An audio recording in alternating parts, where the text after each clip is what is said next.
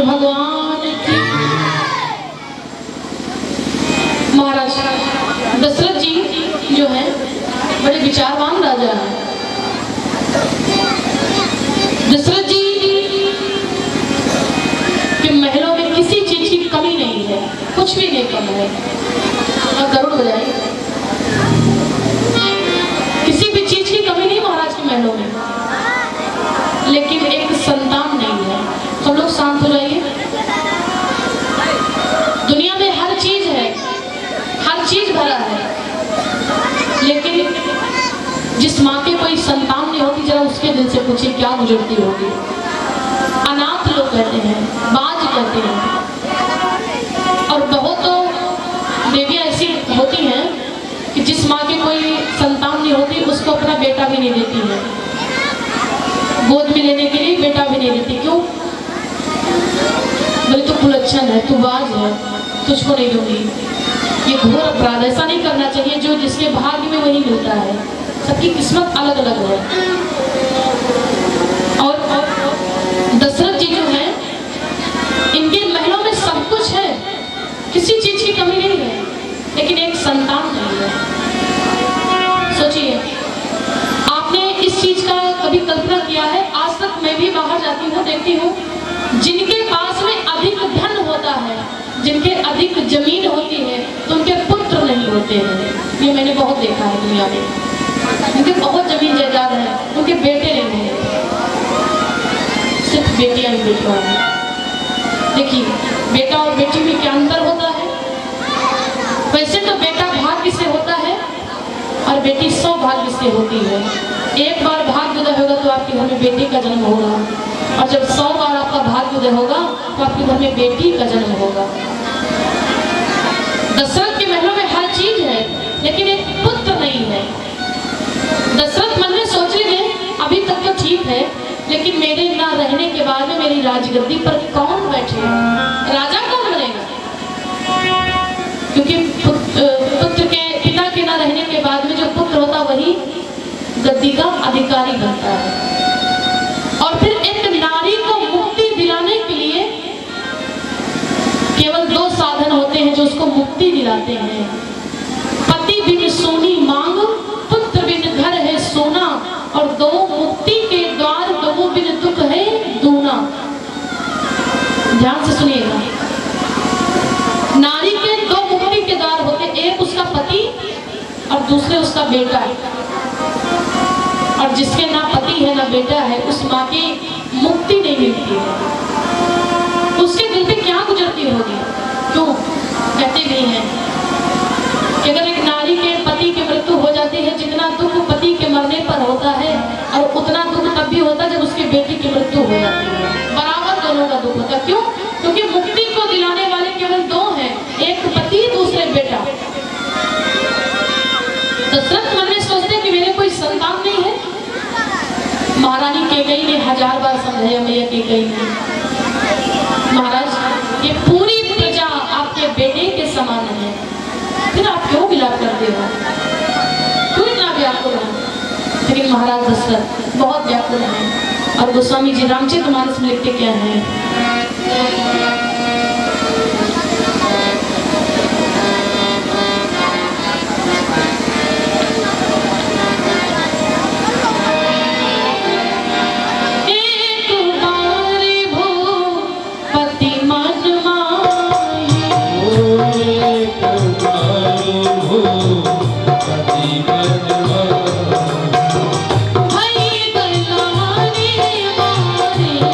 सुंदर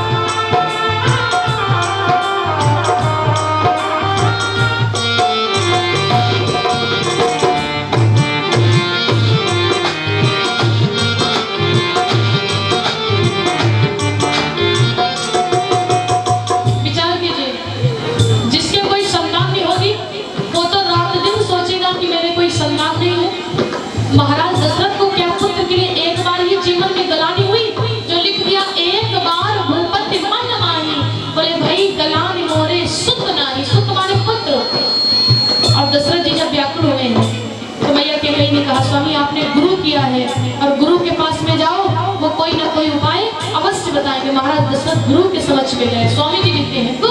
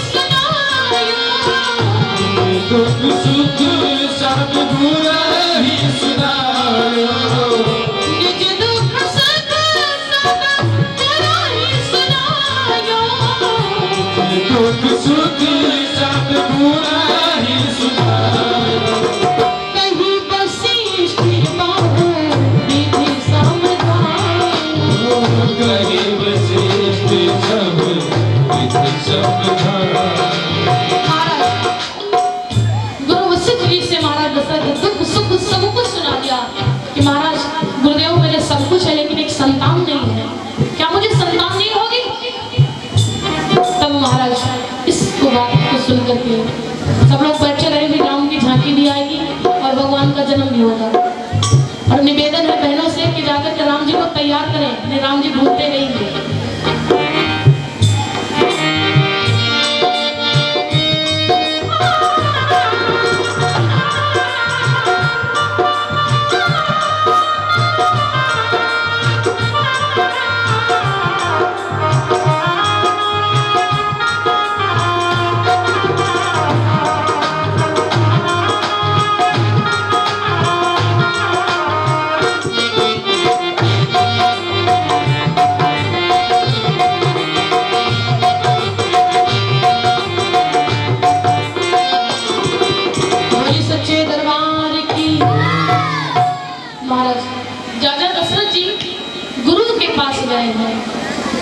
और सच्चा गुरु वही है जो आपके जीवन का अंधकार मिटाकर के प्रकाश दिखलाए। जैसे गए हैं गुरु ग्रहक गए वो तुरंत मही पाला और चरण लाग कर विनय विसाला। महाराज दशरथ फूट फूट करके रोने लगे, गुरुदेव रक्षा करो, कृपा करो, दया करो। हे गुरुदेव, क्या मेरे जीवन में कभी संतान नहीं होगी? ये दुनिया वाले निर्वंशी का शब्द कहते थे, मुझे दुख नहीं होता था, लेकिन अब तो पुष्प, पक्षी, जीव जंतु सब मुझे निर्वंशी का शब्द कहने लगे हैं। अब मैं जीवित नहीं रहना चाहता, गुरुदेव कृपा करो, अगर मुझे संतान नहीं होगी तो मैं मर जाऊंगा। निज दुख सुख सब बुरे ही सुनायो, तब कहीं वशिष्ठ बहु विध समझायो। वशिष्ठ जी ने कहा, दशरथ अरे कैसी बातें करते हो, धर्म धीर होई है सुतचारी, जो त्रिभुवन विदित भगत भयहारी। तो पुत्र नहीं होगा तुम्हारे वेदों में? अरे होगा, लेकिन थोड़ा सा धीरज तो रखो, वो भी एक नहीं 4-4 पुत्र तुम्हारे वेदों में होंगे। लेकिन कैसे? पहले तुमको पुत्र के लिए यज्ञ करवाना होगा। जो काम दुनिया में किसी चीज से नहीं होते वो यज्ञ अनुष्ठान करने से हो जाते हैं। हवन करने से आप कितना भी पाप करो, अगर हवन कुंड में 5 आहुति डाल दिया ना आपने, तो आपके सारे पाप कट जाते हैं। तो बड़ा पुण्य बताया गया है काम। हवन करने से आप पुत्रेष्ठ यज्ञ करो। और महाराज दशरथ ने श्रृंगी ऋषि को बुला करके पुत्रेष्ठ यज्ञ हुआ है। यज्ञ संपूर्ण होने के बाद में अग्नि देवता अपने हाथ में खीर का प्रसाद लेकर के प्रकट हो गए। बोली श्री रामचंद्र भगवान की, बोली अयोध्या धाम की। अग्नि देवता अपने हाथ में खीर का प्रसाद लेकर के जैसे प्रकट हुए, और जैसे प्रकट हुए तो महाराज दशरथ से अग्नि देवता ने कहा कि दशरथ, ये खीर का प्रसाद नहीं है, ये पुत्र होने का प्रसाद है, और इस प्रसाद को जाकर के आप अपनी तीनों रानियों को खिला देना, जिससे तुम्हारे घर में बालकों का प्राकट्य होगा। दशरथ जी बड़े प्रसन्न हुए। क्यों?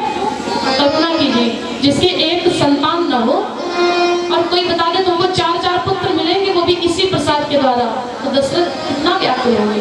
उस आदमी की तो खुशियों का ठिकाना नहीं। महाराज दशरथ बड़े प्रसन्न हुए।